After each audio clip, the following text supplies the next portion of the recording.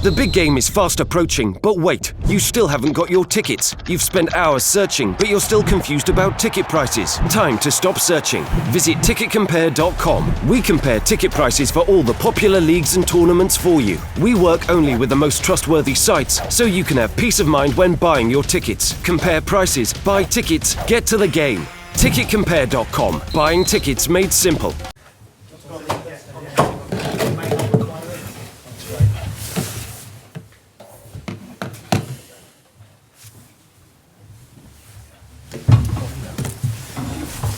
Okay, guys, just while we're settling down, we've got a tentative agreement with UEFA to get more questions in rather than having everything translated. I don't know if you'd like to start off by translating to our visitors from Russia who require questions and answers in Russian, whether they would like to ask the first couple of questions, and then the remainder of the press conference we will keep in English to get some rhythm with it. So if there's any of our visitors from Moscow who would like to ask questions first, we'll do those first. Добрый вечер. Пресс-конференция будет структурирована следующим образом. Сначала будет возможность задать вопросы русским журналистам касательно этой игры, а потом будут вопросы от британских партнеров, в которые я уже не буду переводить. Спасибо. And if there isn't, then we will crack on in English and we won't require the translation. Если вопросов нет, то сразу перейдем к английским вопросам. Yes, gentleman there in the second row with the first question then.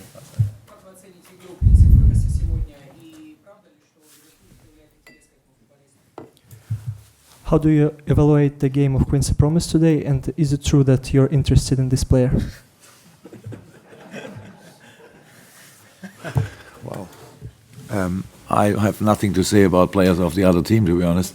And as much as I have nothing to say about my players, about transfers, possible transfers in the winter, so nothing to say about that. Sorry. Мне нечего сказать о игроках другой команды, и также мне нечего сказать о трансферах и зимних трансферах игроков своей команды, так что извините.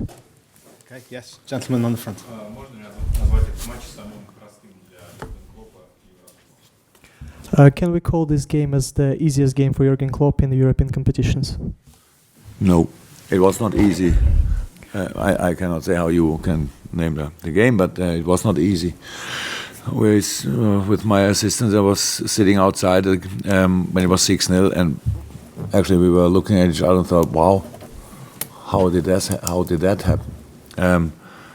It was in all. I never saw a team. I didn't see a lot of teams losing 7-0, but even when it was 3-0, 4-0, 5-0, they still played football. They still had their moments. They still had scoring situations somehow, and. We had to play exactly the level we played tonight to beat them. And then because of the development of the game, it was a high result. That's all. Нет, я не могу назвать эту игру простой. Мы видели, что даже при счете 6-0 команда не переставала проявлять инициативу, хорошо играть, и даже при счете 2 и 3-0 они продолжали атаковать. Мы должны были поддерживать уровень, чтобы вести хорошо игру и не расслаблялись ни при каком счете. Okay, yes, final couple of questions from the Russian guests, yes. Тоже вторая крупная победа Ливерпуля на групповом этапе с счетом 7-0. С чем связана такая большая разница в счете? Неужели такой низкий уровень команд, которые играют против Ливерпуля? It's the second big defeat for Liverpool with the score of 7-0. How would you explain that? Is it related to the low quality of the other teams?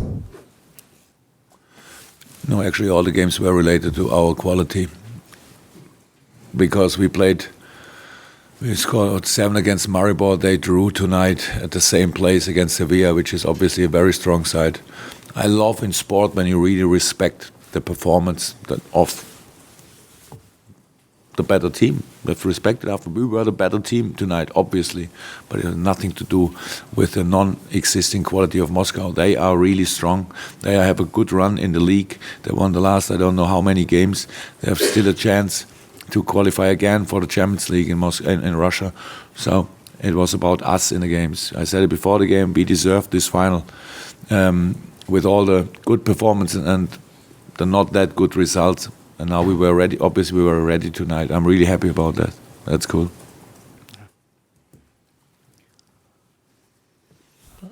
все игры объясняются только нашими усердиями и нашей хорошей игрой. Мне нравится, когда в спорте проявляется уважение. Команда из Москвы очень хорошо показала себя на протяжении всего группового этапа. Также они хорошо показывают себя в своем домашнем чемпионате. Я повторюсь, это мы играли хорошо.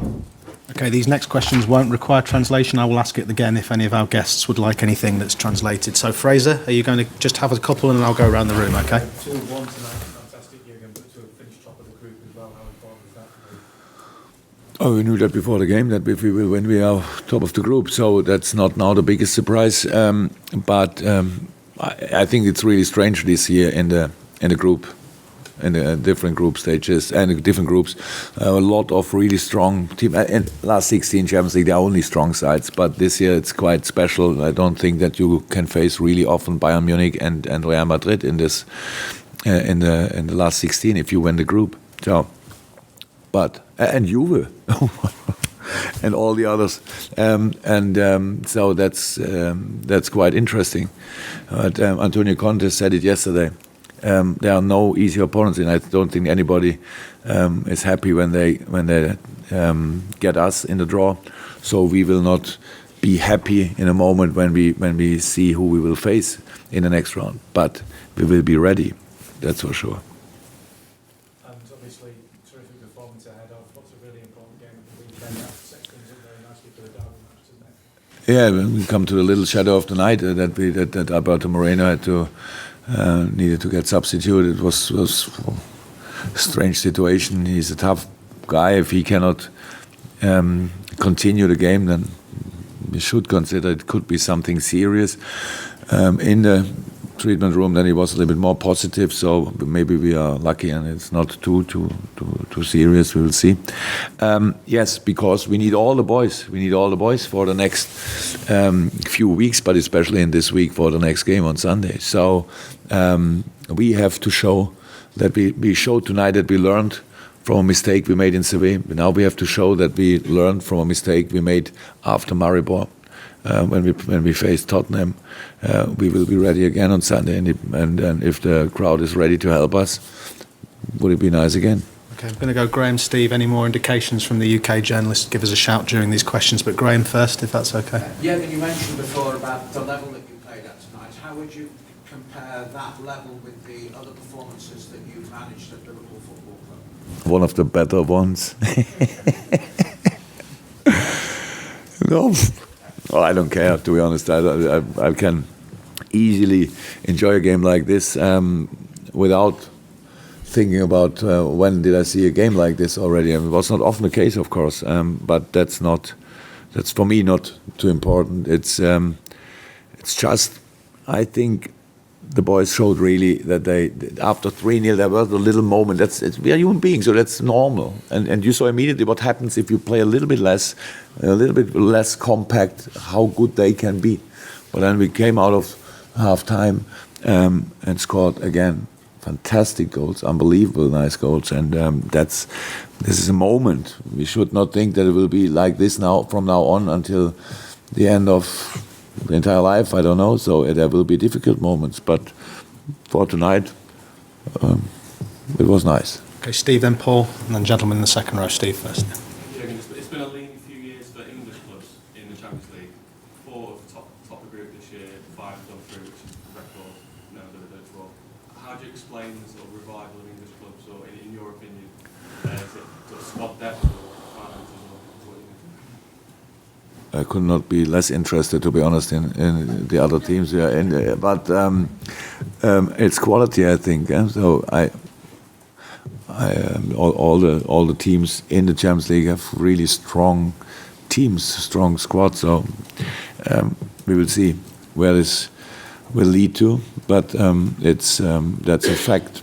Yeah, the English football has top quality. So I don't know why it didn't happen in the last few years. And 5, it was never possible, I think, before that 5 teams could go through. So that makes it interesting as well. I don't think there are a lot of options for all the English teams which they can face in the next round. So when I have to look afterwards, I will maybe 4 or 5 teams only. I'm not sure which we can get in the next round. So it's good news for English football, but I think there were a lot of good news for English football in the last weeks and months with all the the youth teams winning different world and European cups. So, and that's now a normal development, but not sure that it will be like this for the next 20 years. Okay, final couple, Paul.